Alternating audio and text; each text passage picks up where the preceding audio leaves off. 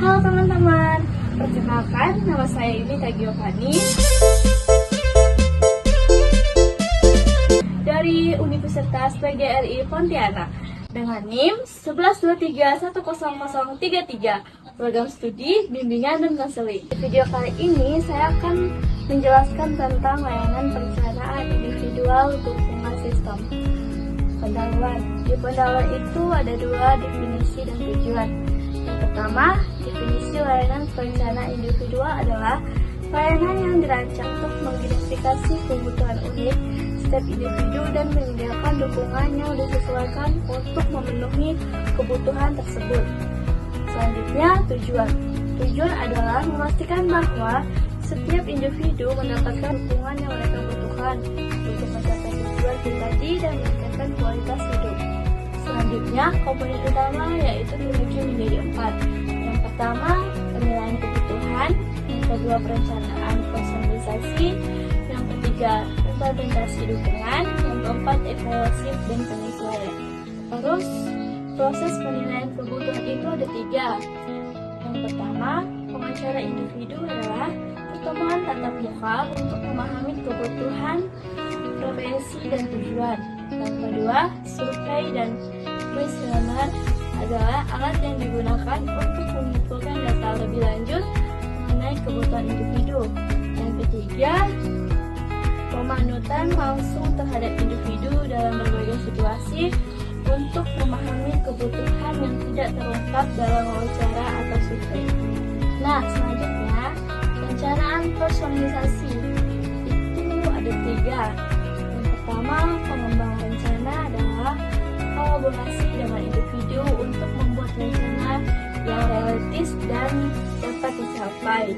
Yang kedua, tujuan spesifik dan terukur adalah penempatan tujuan yang spesifik, terukur, dapat dicapai, relevan, dan berbatas waktu.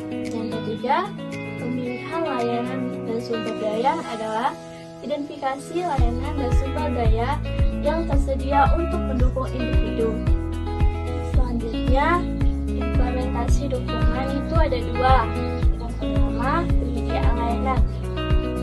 Penyediaan layanan adalah penerapan rencana dukungan melalui berbagai layanan seperti konseling, pelatihan, keterampilan, dan dukungan komunitas. Yang kedua, kolaborasi dengan pihak terkait adalah bekerjasama dengan keluarga, teman, dan profesional lain untuk memastikan dukungan yang komprehensif. Evaluasi dan penyelesaian itu ada 2. Yang pertama, pembantuan berkala. Yang kedua, penyelesaian rencana. Nah, di pembantuan berkala itu adalah evaluasi berkala untuk menilai efektivitas dukungan yang diberikan. Kalau penyesuaian rencana itu adalah modifikasi rencana dukungan berdasarkan hasil evaluasi dan perubahan kebutuhan individu. Selanjutnya, studi kasus. Di situ ada contoh kasus nyata dan hasil yang dicapai. Kalau contoh kasus nyata itu presentasi 1 atau 2 kasus nyata yang menggambarkan keberhasilan layanan perencanaan individual. Kalau hasil yang dicapai itu deskripsi hasil yang dicapai oleh individu melalui layanan ini. Selanjutnya, tantangan dan solusi. Tantangan yang dihadapi, diskusi tentang tantangan umum dalam implementasi layanan perencanaan individual, dan strategi solusi atau pendekatan dan strategi untuk mengatasi tantangan tersebut. Berakhir pula video saya kali ini. Jangan lupa like dan komen. Bye-bye.